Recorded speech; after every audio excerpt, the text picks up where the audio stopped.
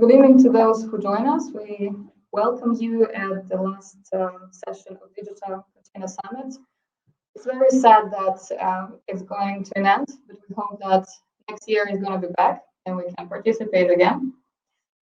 It's Thursday evening, and those who join us today and those who showed interest and dedication to innovations in Carrier's business, thank you very much. It's glad that you're with us.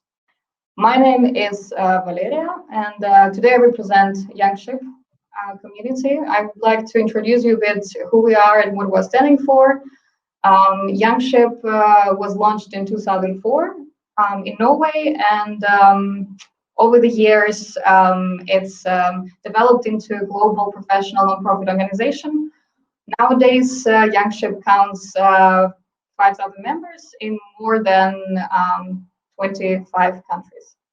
And we are willing to bring together a multi-talented group of people so they can mingle together and represent all backgrounds. And as far as you are or within the maritime industry, that's great.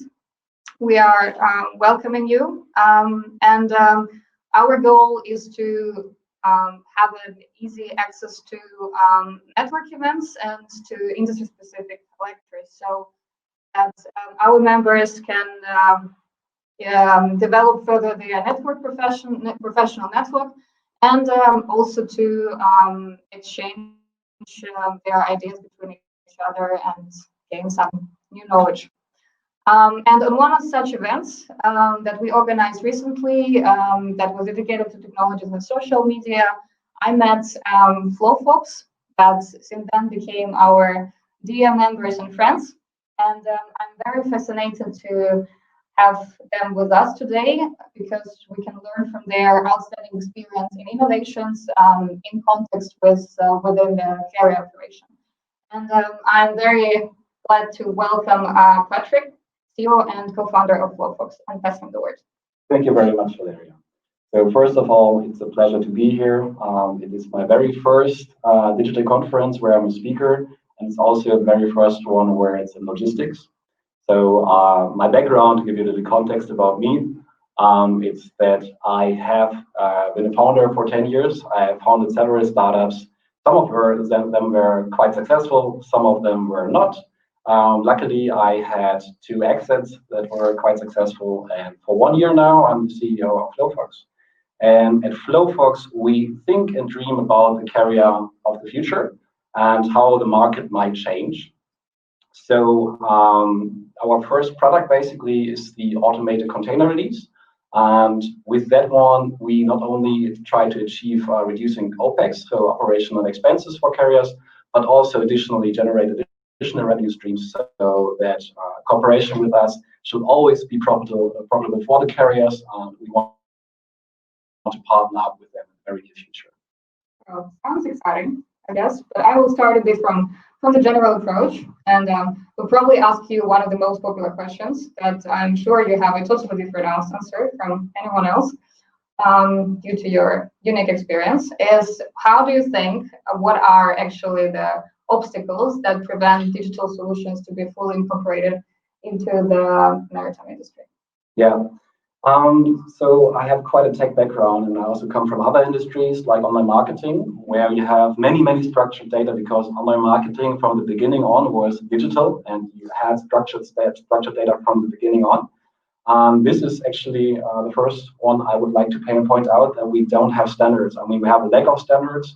The DCS is doing a great job to bring more standards into the market, but it's progressing slowly, and it's a very old and complex market. So if you think about ordering a pizza, this is way easier to digitize and automate and having a platform for that one.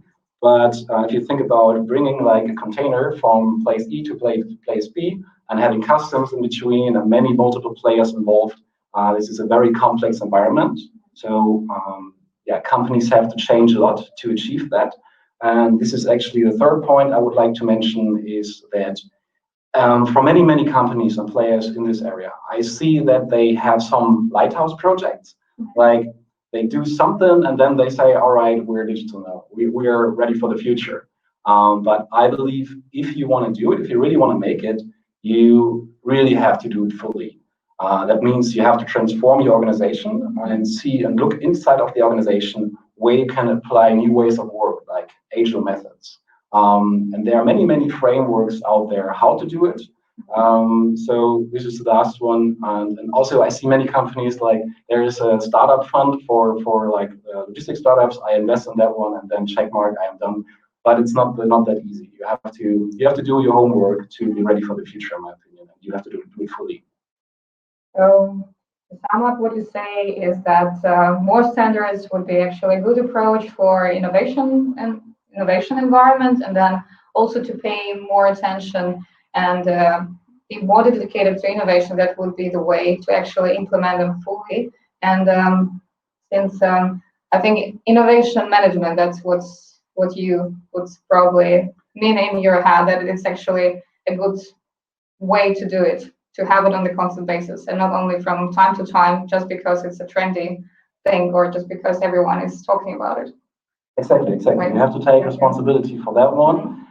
You have to have someone in your organization that has experience in that one, and then you have to see how you can implement it in your organization, because every organization is different. There's not one size fits all, and you have to see how you can make it as a corporate. Okay.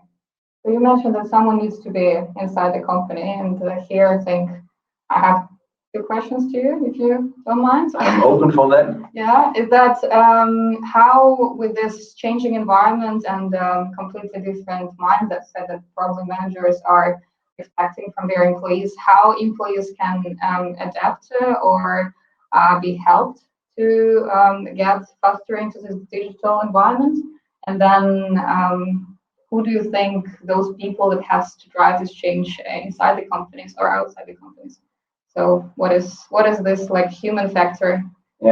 How it should be solved? Yeah. So these organizations, they already have great people, right? These people, hopefully, they're already curious about new stuff, because this is like a mantra they should always have: be open for everything. And like, if you have this organization, you have to have someone coming in or is already there who can implement new ways of work. They should implement something like a playground, something like where the internal ideas and the internal innovation and most of the process innovation comes from the internal side, not from the outside normally. They should have a playground where you can try something out and see if it works. Do retrospectives on that one. Like after 2 weeks to see, all right, is this something, are we heading in the right direction or is it wrong? How can we shift the focus? How can we choose a different path? What did we learn, especially that one? These agile methods, especially when it comes to innovations, is very, very important also inside the company. And the second one, to find a great CDO that might be able to do that is quite difficult. I know that because I exchange ideas with many CDOs from other industries as well as the logistics industry. And it's crazy difficult because these people, in best case, they are programmers, they know how to code. Their best case, they have experience in logistics. They founded maybe a startup or maybe even several startups. They failed, they learned, and they know a lot about agile methods and frameworks, how actually to transform an organization. This takes a long, long time. The bigger the organization is, the more difficult it is, in my opinion. So it's quite hard in this very niche area where to find such a person with a professional background and also having experience in innovations, trying something by himself or herself, and then willing still to develop this innovational environment inside already established corporation. Exactly. So. It's not only difficult. I mean, if you found this person, then this person might have several other job offers. You as a corporate, I believe, should offer more, like giving freedom, giving the power to actually change things. That this person have impact within the organization, but also the freedom to do external innovation. I think this is a very, very important one if you want to find a good person for this role, or maybe even a team for this role. You need to know what to offer, and they should create conditions that going to really favor this person to stay within the company. So it's something to think about for probably our shipping leaders as well, how they can acquire this talented crowd together. I was thinking about that you said about the people with different background, or at least preferably innovational background, or some kind of attachment to that. How do you think this different industries, how they can and experience from different industries, how it can benefit maritime industry itself? Would it be too much? Would it be completely irrelevant, or it's something really that's going to bring fresh breath into the business? Yeah, I mean, this is exactly what we do at Flowfox, right? I mean, I come from digital marketing, over trading algorithms for stock markets, for biotech stocks, over biotech even. So, and if you have experience in different industries and you see what kind of platforms in the end won and what made the biggest disruption and impact, then you can compare it to other industries. It doesn't have to be the same way in other industries, but it's a good idea, I would say. And this is actually our approach that we also took. We try to build products that are not for right now, but maybe for in like 2 or 3 or 5 years when the industry developed further in terms of digitization, automation, and this is basically how innovation works. What happens when you combine skis, a tank, and a bicycle? Snowmobile, right?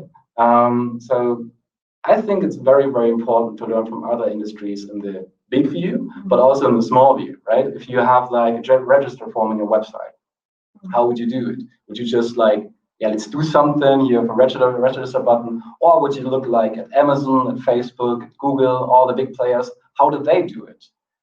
Maybe you should like take screenshots, take notes, the pros, the cons, what was good, what was bad, and then do your own approach with the combination of the things you have learned. And this is from other industries.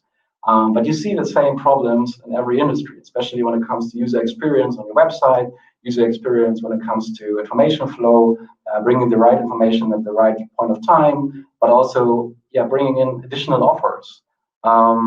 If you're an ocean carrier, right, maybe there are like networks for custom clearance.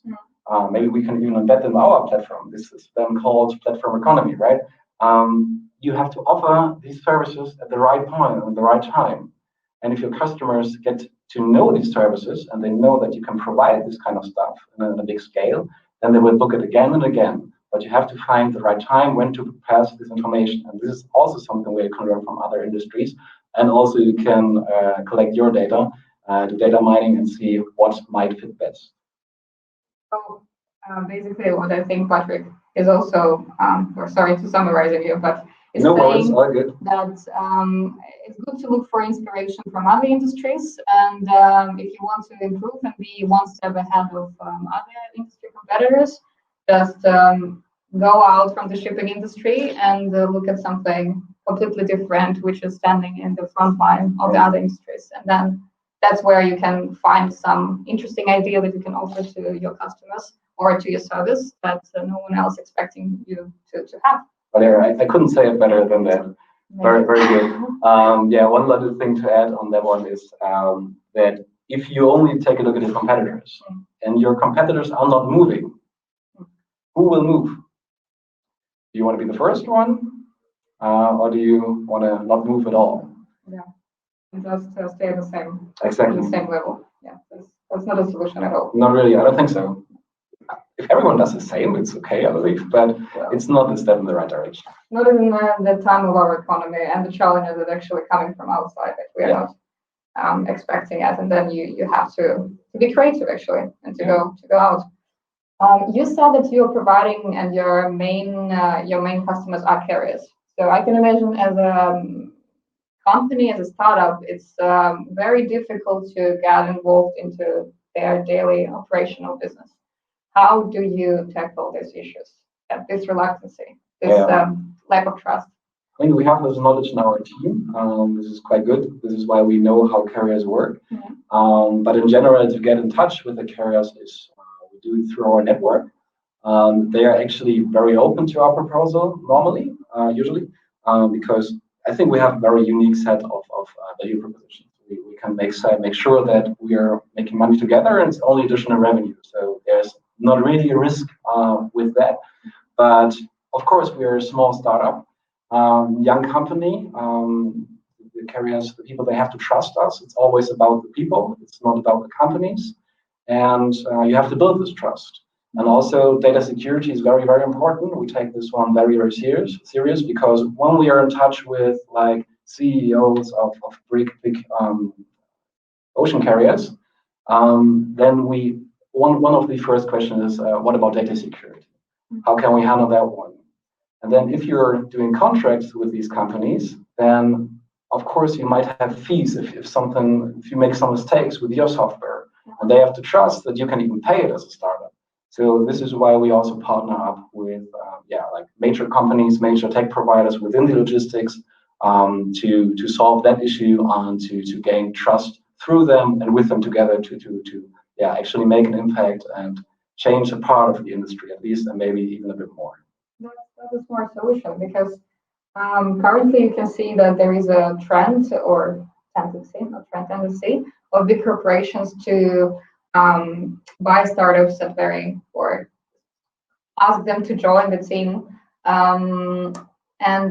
Usually they lose their identity as well, and lose their people that were starting the project. So it's kind of losing essentials. And what would you advise to these startups, not still to keep their independency and still survive with the market? How to deal with that? Yeah, it totally depends on the startup, right? I don't really believe in startup culture, but because every organization has its own culture, and even the culture of a big organization can be better than a startup culture. The culture is a bit fucked up. So this is the one thing. It totally depends. For us, if it's a major logistics provider and we can grow together, it would make sense as long as they are ready for that. They have to have the right culture. You have to have a culture fit with the other people. You have to have a plan how to integrate the new technology, but also how to integrate the new software engineers and the new people from the startup into the big organization. This is something that starts at the organization itself. You first have to be like ready for digital endeavors in the organization itself, the big corporate, before you can implement startups and let them in. It's not enough to just buy startups that might be promising, and you buy out the technology, but then you lose the culture of the startup, not the startup culture, but the culture of the startup, and all the great software engineers, all these great minds, they will just leave because they sold their shares. You can lock them in, but then they're not with heart and with passion in the project. This is how some startups and some great ideas and technologies fail in the end.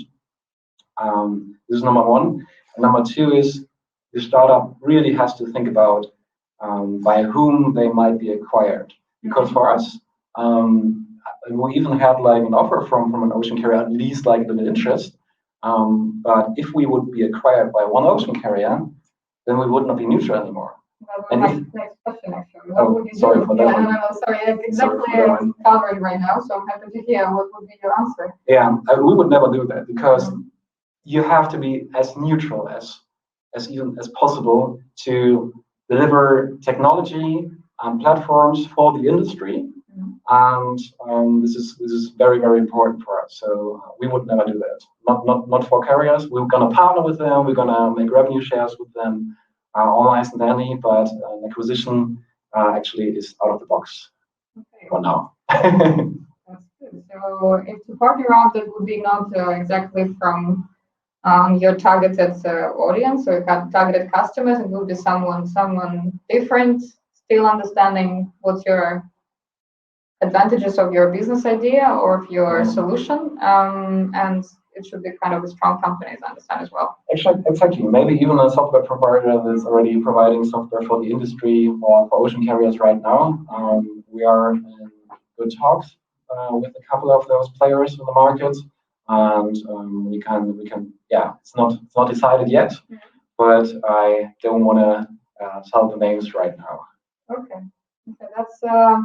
It's an interesting approach because having as well a startup background in a way, being in a startup, I can imagine that it's quite difficult to find out the right partner and still keep your independency. And maybe as another solution, it could be that there are two companies of similar targeted customer, and then that they provide different service but in the same area, and then they can teams up or create it together project. Yeah, if you are a startup, you should always look for these players in the market because they are your multiplayer. Now I'm talking from the startup side of things. This is actually where I am better in because I am the guy in the playground playing there and not creating the playground I just talked about.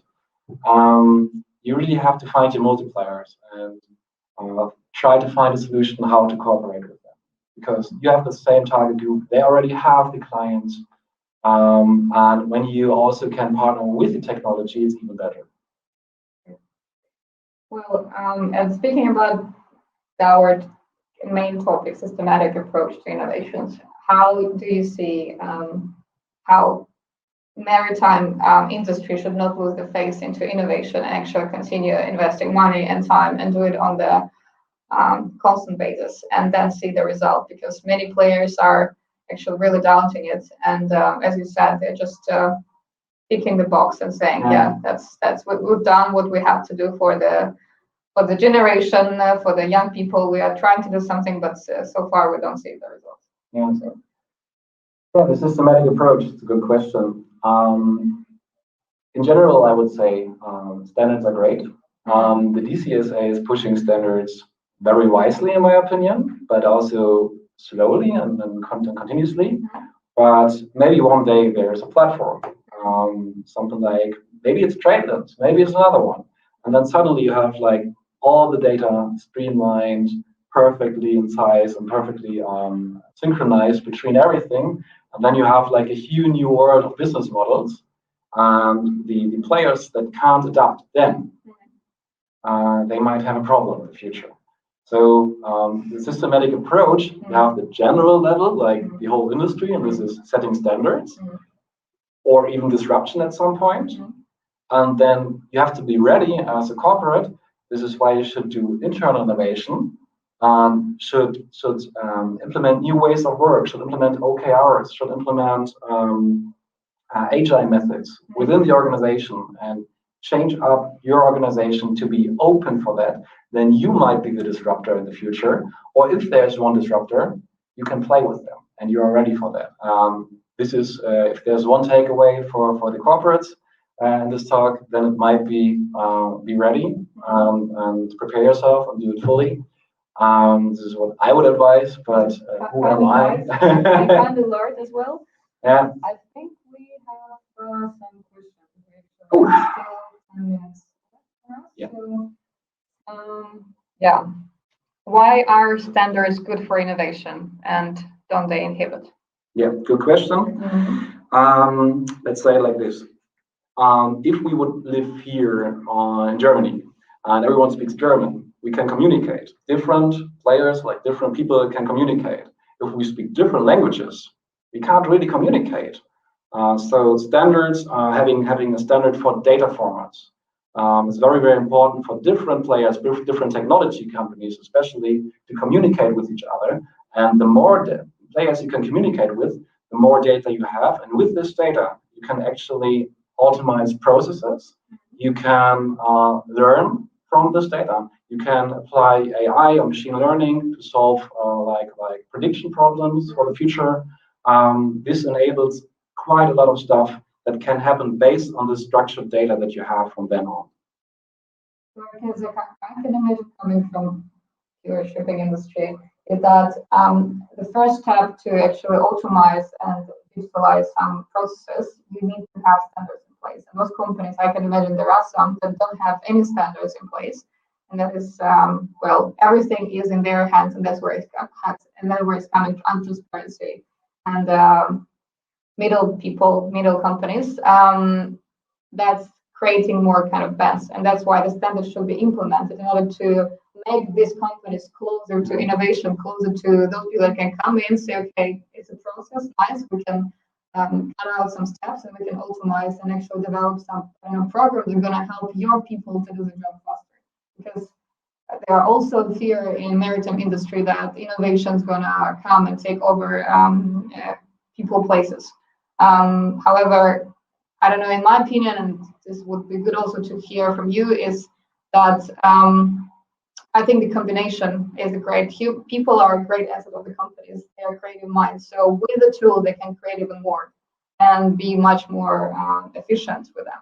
So this is something to remember, not to be afraid of, but rather proactive, I think, in this event.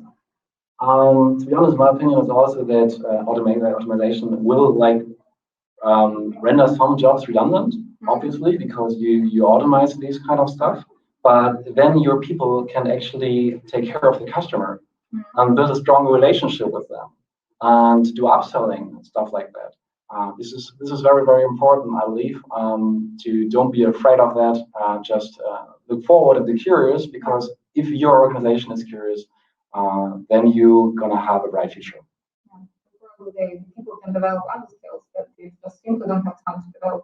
Exactly. And then when managers or leaders are saying we should be diverse and we should have look around and expand our horizons, it's sometimes very difficult to do, since you're just overloaded with the work.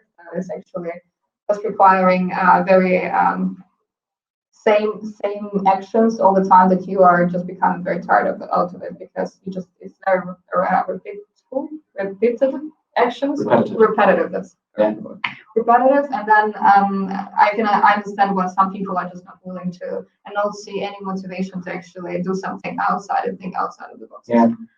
So actually, innovation is also about caring about people.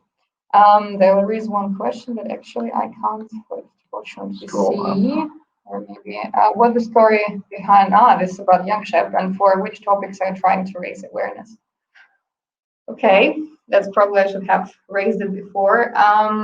Well, we are trying to, the story behind it, okay, starting from the story, is that young people wanted to have a life outside of work, outside of, let's say, maritime industry, and also get to know exactly establish long-lasting relations with people. And I think what I haven't mentioned is that, of course, you gain the network, of course, you gain some additional knowledge, but many of us gain even something more valuable is friendship. And we believe that young people should start create their network at this moment, because with this generation, with these people, we're going to grow, and we're going to still work within 40 and 50 years. And starting already understanding who we are and what our mutual interests is already good. There is a huge benefit to everyone. And also what we were concerned of is that maritime industry is very closed for young people, and there is an hierarchy, and usually most of the events are very expensive and it's difficult to get inside.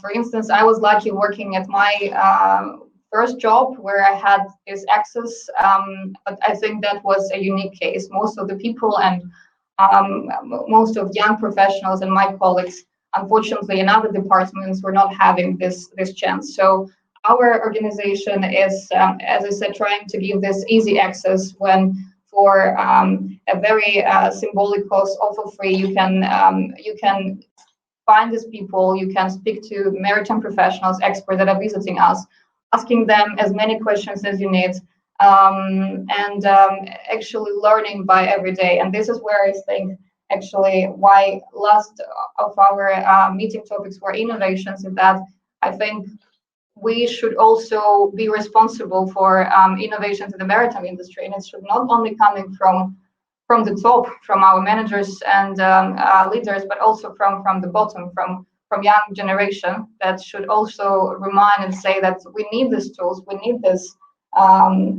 things that actually help us to be more efficient. So exactly, and it's about friendship, and I'm very happy to call you a friend. Yes, yes, and well, as you see, it's a really unites people, and since the time we met, we stay in touch, and That's great. That's great because you don't only speak about actually, maritime industry. It's not all everything about maritime industry. It's also about things that we do outside our job. I think the time is almost over. Yeah. But we prepared. We have one more question, right? No, it's how do you get people to trust a young company? But I think we managed to answer. Right? Yeah. So it's perfect. All right. Now. Yeah, and now we have. Yeah, and I want you to press the poll. We create a little poll. So. You were listening carefully to us. If we get the president in. I think we shall have a beer, shall we? Or shall we wait for the poll? Well, we should, but I think others should also open the fridge and join us for the beer, right? Join us? Because I think we all deserve in the end of the day. Yeah. Again, thank you very much listening to us. I hope you were able to take something away. Yeah, and it was useful for you. And well, if you have any questions related to innovations, to flow books, or areas, business and performance, please feel free to approach Patrick. His all details, I think, are mentioned in the platform. We want also to thank Container Exchange for excellent job and actually amazing preparation of the Digital Summit. It was great and very caring about speakers, participants, anyone who was involved into it. And about Youngship, we also very welcome new friends, new members. In case you want to become one of our guests in the near future on the events, please also approach one of our members or board that are organizing the events, and we will be more than happy to see you and tell more about what